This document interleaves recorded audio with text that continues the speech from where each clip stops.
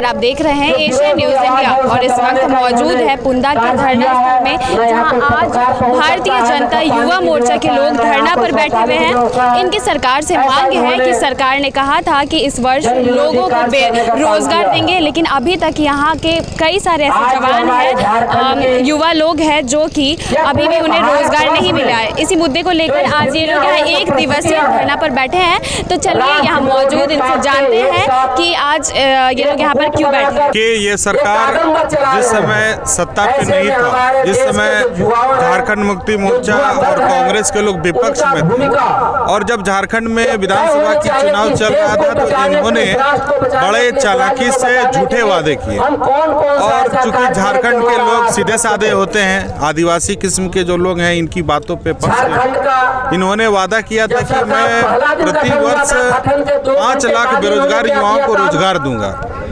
और जिनको रोजगार नहीं दे सकूंगा उनको, जो स्नातक पढ़े लिखे बेरोजगार युवा युवती हैं, उनको 5,000 रुपया मानदेय देने का प्रति महीना काम करेंगे और जो स्नातकोत्तर युवा युवती हैं उनको 7,000 से 9,000 रुपया मानदेय देने का काम करेंगे। इन्होंने इसी प्रकार किसानों का भी वादा किया था कि हम जो समर्थन मूल्य है धान का 25 रुपया देंगे। अभी देखिए इन्होंने 12 से 13 रुपया झारखंड के किसान धान बेचने के लिए मजबूर है। इन्होंने महिलाओं को भी ठगा, उनको भी रोजगार देंगे, उनको कई लोगों को ऋण के माध्यम से स्वावलंबी बनाने का काम करेंगे, लेकिन उन्होंने ऐसा कोई अभी तक काम नहीं किया। आज हेमंत सोरेन जी के नेतृत्व में झारखंड सरकार की कार्यकाल 1.25 साल से ऊपर होने को है, लेकिन न तो इन्होंने आज तक किसी एक ही बेरोजगार युवक युवती को इन्होंने रोजगार देने का काम किया, न ही मानदेय या किसी प्रकार का भत्ता देने का काम। तो आज यहाँ की जनता अपने आप को ठगा महसूस करी और आप सबसे बड़ा प्रमाण के रूप में देख सकते हैं ये जो यहाँ की जनता की आवाज को दबाने के लिए झारखंड सरकार बहुत दूर में धरना स्थल घोषित कर दिया, जहाँ पर न तो धरना देने वाले जो हमारे जो भी लोग हैं, न तो उनको कोई प्रकार का नागरिक सुविधा, न पीने के लिए पानी का व्यवस्था है, न शौच का व्यवस्था है, न धूप से बचने के लिए, बारिश से बचने के लिए छत की व्यवस्था है। बिना किसी व्यवस्था के सरकार के द्वारा इसको धरना स्थल घोषित कर दिया जाता है। पहले लोग ये राजभवन के समीप धरना देते थे, बोराबादी में धरना देते थे, लेकिन इस वीरान जगह पे ये धरना स्थल घोषित करके सरकार यहाँ की जनता की आवाज को दबाना चाहती है। और जो भी बेरोजगार लोग हैं, जो भी पीड़ित लोग हैं, जो धरना सरकार के विरोध में देते हैं, यहाँ से उनकी आवाज पता नहीं पहुँच पाएगी कि नहीं पहुँच पाएगी, ये सोच करके उन्होंने सुदूर क्षेत्र में धरना स्थल दिया। लेकिन भारतीय जनता पार्टी का कार्यकर्ता सड़क से लेकर सदन तक हेमंत सरकार को चेतावनी देते हुए यह बताना चाहती है कि आप यहाँ की 3.25 करोड़ जनता की आवाज को नहीं दबा सकते हैं। आप चाहे यह जो धरना स्थल है इसको और 5 किलोमीटर आप दूर कर दीजिए, लेकिन भारतीय जनता पार्टी के जो कार्यकर्ता हैं वो इतनी बुलंदी से जनता की आवाज को आप तक पहुंचाने में सक्षम है कि आप उनकी आवाज को दबा नहीं सकते हैं। और वह दिन दूर नहीं जब यहाँ की जनता आपको जवाब देगी और आपको विवश होकर अपनी गद्दी से उतरना होगा।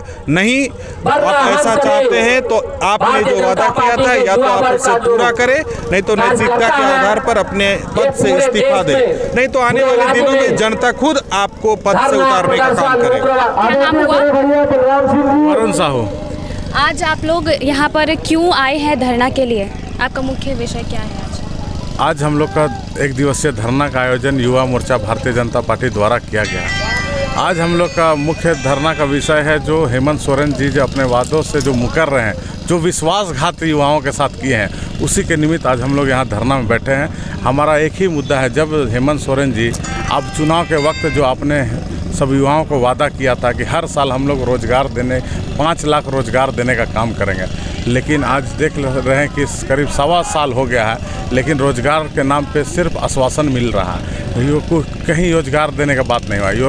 अगर उन्होंने कहा था कि जब तक रोजगार नहीं होगी तब तक हम ग्रेजुएट वाले को 5,000 रुपया बेरोजगारी भत्ता देंगे और पोस्ट ग्रेजुएट वाले को 7,000 बेरोजगारी भत्ता देंगे।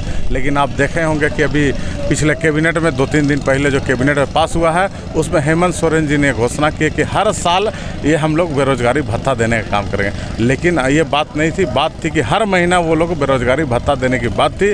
हेमंत सोरेन जी ने ठगने का काम किया है, विश्वासघात करने का काम किया है। उसी के निमित्त आज हम लोग 1 दिवसीय धरना में बैठे हैं और ये धरना सिर्फ हेमंत सोरेन जी को चेताने के लिए बैठे हैं। ये उग्र आंदोलन होगी और युवा आपको उखाड़ फेंकने का काम करेगी। अगर अपनी बातों से आप करते हैं तो उखाड़ फेंकने का काम युवा मोर्चा के भारतीय जनता पार्टी के कार्यकर्ता करेगी। धन्यवाद। हुआ मेरा पूनम जायसवाल हुआ, रांची महानगर कार्यकारिणी सदस्य हुए। पूनम जायसवाल जी, जैसा कि अभी विधानसभा बजट सत्र चल रहा है तो आप लोगों ने इन मुद्दों को वहाँ क्यों नहीं उठाया कि आपने यहाँ पर आप लोग धरना देने के लिए आए हैं? इसलिए कि हमारी सरकार कान में तेल डाल के बैठे हुए हैं। वो युवाओं के साथ में विश्वासघात किया, महिलाओं के साथ में भी किया, फिर यहाँ पे जो होमगार्ड के जवान लोग हैं उनके साथ भी विश्वास मैंने ये सरकार जो है सभी के साथ में जब इलेक्शन था तो प्रलोभन तरह तरह के वादे दे के ठगने का काम किया है। तो जनता ज़्यादा दिन तक नहीं ठगेगी, युवा भी ज़्यादा दिन तक नहीं ठगेगी। तो उनको हम लोग 1 दिवसीय धरना पे बैठे हैं। युवाएं हमारे साथी लोग हैं, हमारे महानगर के सब है माननीय सब अधिकारी लोग बैठे हैं, इसलिए कि हमारी मांगे को पूरा किया जाए।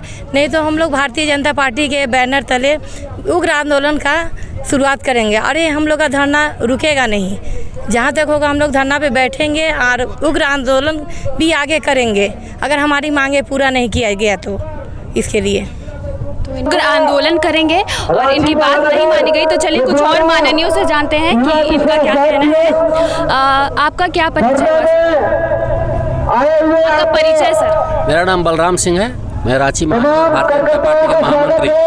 तो आज आप लोग यहाँ पर धरना पर आए हुए हैं, तो ऐसा क्या हुआ कि आपने ये विधानसभा बजट सत्र में पेश नहीं किया और यहाँ पर आज आप धरना देने के लिए आए हैं? भारतीय जनता पार्टी सदन में भी आवाज उठा रही है, लेकिन युवाओं से संबंधित ऐसा युवा विरोधी कार्य है, इसलिए युवा मोर्चा है उसने अपने बैनर तले संगठन की ओर से धरना दिया गया है। ये संगठन का कार्य है रोड पर, सड़क पर धरना देना, प्रदर्शन करना, और जो हमारे जनप्रतिनिधि हैं वो जाके सदन में भी इस बात को उठा रहे हैं। जैसा कि यहाँ पर अभी कांके के विधानसभा के विधायक समरी लाल जी भी मौजूद हैं, तो चलिए इनसे ही पूछते हैं कि आज ये लोग यहाँ पर क्यों उपस्थित हुए हैं। जैसे कि आप कांके के विधायक हैं, तो आज आप लोग यहाँ पर 1 दिवसीय धरना के लिए आए हुए हैं, तो क्यों आए हैं सर? आप जनता को बताएं कि आज आप लोग यहाँ क्यों उपस्थित हुए हैं। देखिए, युवा मोर्चा के द्वारा